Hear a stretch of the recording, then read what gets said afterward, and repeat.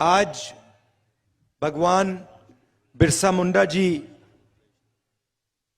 की जयंती है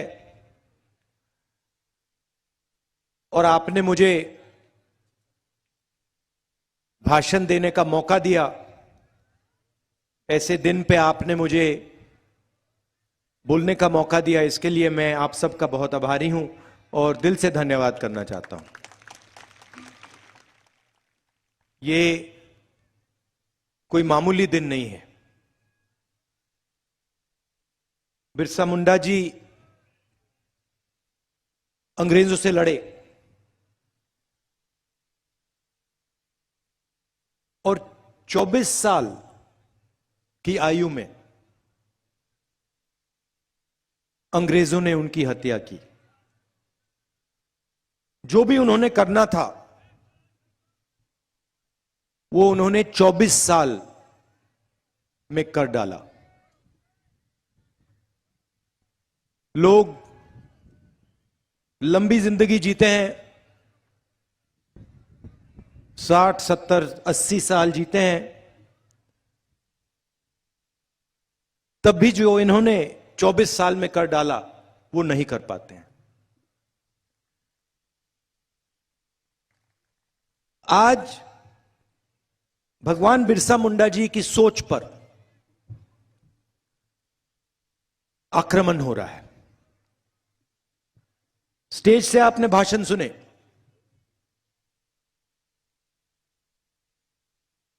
एक तरफ से नहीं हो रहा है, चारों तरफ से उनकी सोच पर, उनकी यादगाश पर आरएसएस और बीजेपी आक्रमण कर रहे हैं। 2-3 उदाहरण आपको देना चाहता हूं।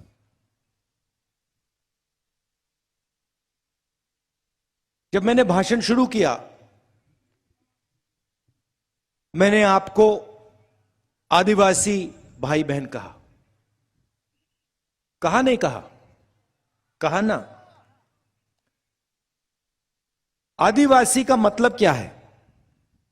आप में से कोई बता सकता है? बताओ। नहीं, आदिवासी का मतलब क्या होता है?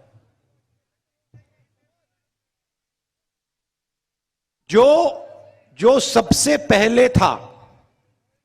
सही बात है, जो हिंदुस्तान में सबसे पहले था। इसका मतलब है कि हिंदुस्तान का जो ओरिजिनल ओनर है, बात समझ आई? ओरिजिनल मालिक जो है वो आदिवासी है। इस शब्द का यह मतलब है। इसका मतलब अगर यह जमीन आपकी थी, मैं सिर्फ महाराष्ट्र की बात नहीं कर रहा हूं, जिसको हम भारत माता कहते हैं,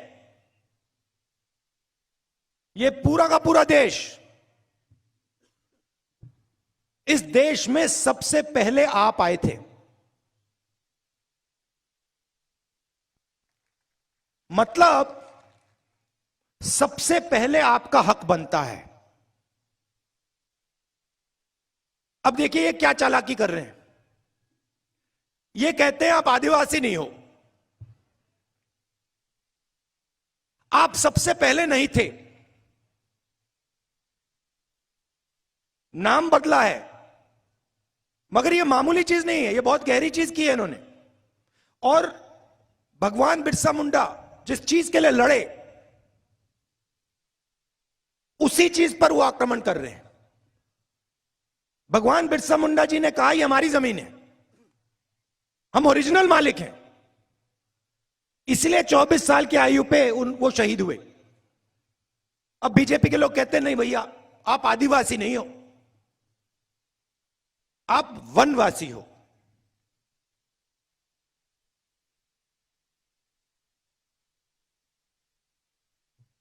वनवासी का मतलब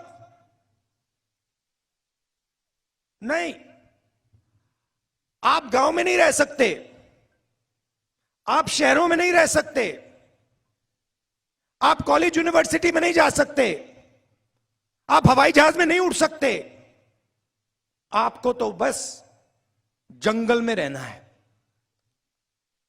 अभी ठहरिए, ताली मत बजाइए। अब देखिए, अगर आप हिंदुस्तान 1000 साल पहले आते, 3000 साल पहले आते, तो पूरा हिंदुस्तान जंगल था। 50 साल पहले आप हिंदुस्तान को देखते, काफी जंगल थे। और आज आप हिंदुस्तान को देखते हो, जंगल कम होता जा रहा है। सही बात, गलत बात? सही है। और आज से 20, 30, 40 साल बाद जंगल आपको दिखेगा ही नहीं, गायब हो जाएगा। तो ये आपसे ये कह रहे हैं कि आपको कोई हक नहीं मिलना चाहिए।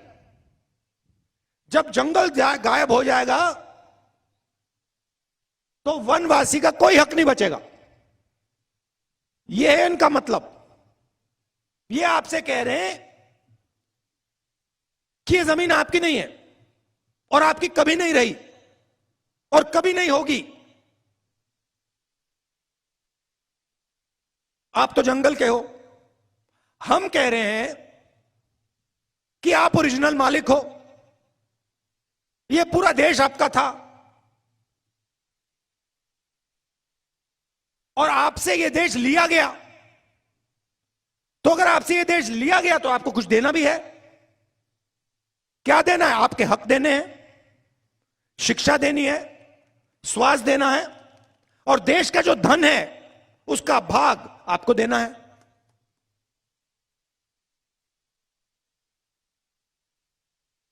सही बोला ना? तो पहली बात यह है। फिर आदिवासियों की, दलितों की, पिछड़ों की, अल्पसंख्यकों की कैसे मदद होती है, कैसे रक्षा होती है हिंदुस्तान में? यहां पे युवा हैं, बताओ। सबसे बड़ा आपकी रक्षा कौन सी चीज करती है? ये देखो, संविधान। सब जानते हैं संविधान किसने बनाया? बाबा साहेब अंबेडकर जी ने बनाया। कांग्रेस पार्टी ने उनके साथ मिलकर बनाया। उस समय बीजेपी के नेताओं ने क्या कहा? संविधान की कोई जरूरत नहीं है, संविधान बेकार चीज है। और ये हर रोज संविधान पे आक्रमण करते हैं 24 घंटा, क्योंकि ये इस बात को मानने को तैयार नहीं है कि इस देश में दलितों को, पिछड़ों को, आदिवासियों को, गरीबों को हक मिलना चाहिए। मानने को तैयार नहीं है। तो आपसे शिक्षा छीनेंगे, स्वास्थ्य छीनेंगे, जो पब्लिक सेक्टर होता था उसको बंद करेंगे। मुझे आप बताओ, आपके जो बच्चे हैं प्राइवेट स्कूल में पैसा दे सकते हैं क्या? नहीं दे सकते ना। तो अगर सरकारी स्कूल सब बंद कर दिए जाएं तो आपके बच्चों का क्या होगा? पढ़ नहीं पाएंगे, अनपढ़ रहेंगे। फायदा किसका? बीजेपी का।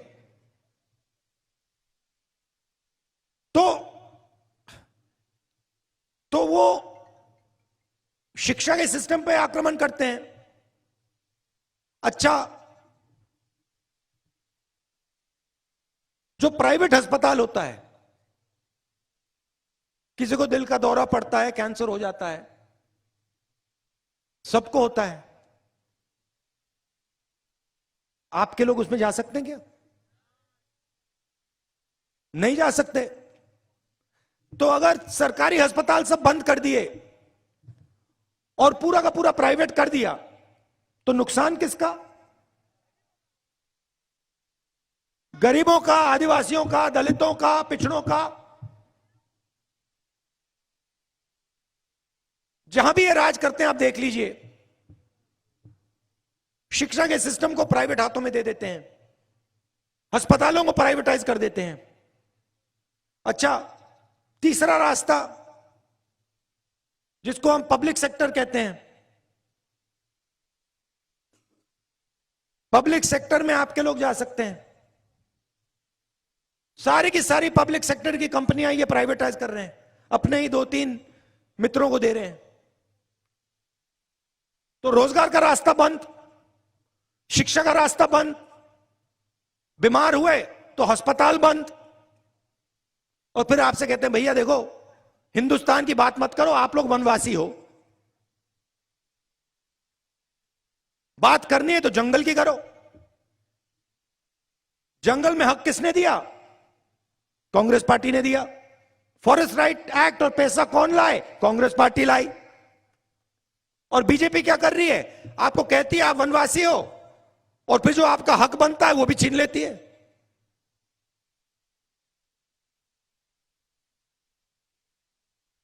ये सिर्फ आप पर आक्रमण नहीं है, देश पर है। मगर ये जो बिरसा, ये भैया थोड़ा झंडा हिलाओ जरा, मुझे ये दिखे। ये जो बिरसा मुंडा जी हैं, इन पर ये आक्रमण कर रहे हैं, इनका अपमान हो रहा है।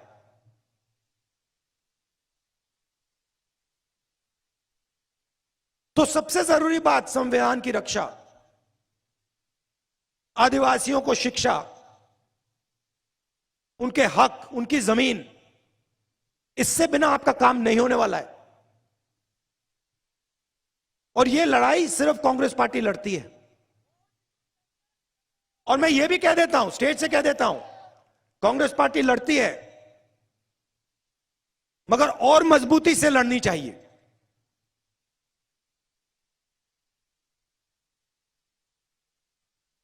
यह मैं आपसे कहना चाह रहा था। आखिरी बात देखिए, बिरसा मुंडा जी, भगवान बिरसा मुंडा जी 24 साल की आयु पे शहीद हो गए। अंग्रेजों ने उन्हें जमीन देने की कोशिश की, धन देने की कोशिश की, उनको खरीदने की कोशिश की। भगवान बिरसा मुंडा जी ने कहा नहीं, मुझे तुम्हारा धन नहीं चाहिए, मुझे जमीन नहीं चाहिए, मुझे खरीदा नहीं जा सकता, मुझे अपने लोगों को हक दिलवाना है। मतलब अंग्रेज उस टाइम के सुपर पावर थे, दुनिया में सबसे बड़ी शक्ति थी, और 24 साल के बिरसा मुंडा जी ने उनका मुकाबला किया और 1 इंच पीछे नहीं हटे, और उनकी हत्या कर दी, उनको शहीद कर दिया गया। ये आपके चिन्ह हैं, ये आपको रास्ता दिखाते हैं। अब देखिए बीजेपी के चिन्ह को देखिए, आरएसएस के चिन्ह को देखिए। सावरकर जी 2-3 साल उनको अंडमान में बंद कर दिया, उन्होंने चिट्ठी लिखनी शुरू कर दी, हमें माफ कर दो, जो भी हमसे चाहते हो ले लो, बस मुझे जेल से निकाल दो। सावरकर जी में और भगवान बिरसा मुंडा जी में फर्क देखिए। 24 साल में ये शहीद हो गए। आदिवासियों के लिए, सिर्फ आदिवासियों के लिए, हिंदुस्तान के लिए अंग्रेजों के खिलाफ खड़े हो गए। और दूसरी तरफ सावरकर जी, जिनके वीर कहते हैं, वीर सावरकर, कोई मुझे बता रहा था कि उन्होंने अपने बारे में एक किताब लिखी, लोगों को बताया नहीं कि उन्होंने लिखी है। एक किताब लिखी, दूसरे नाम से लिखी, कि सावरकर कितने वीर हैं।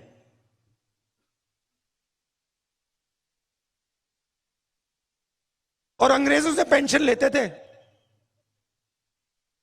अंग्रेजों से पेंशन लेते थे, अंग्रेजों के लिए काम करते थे, कांग्रेस के खिलाफ अंग्रेजों के साथ काम करते थे,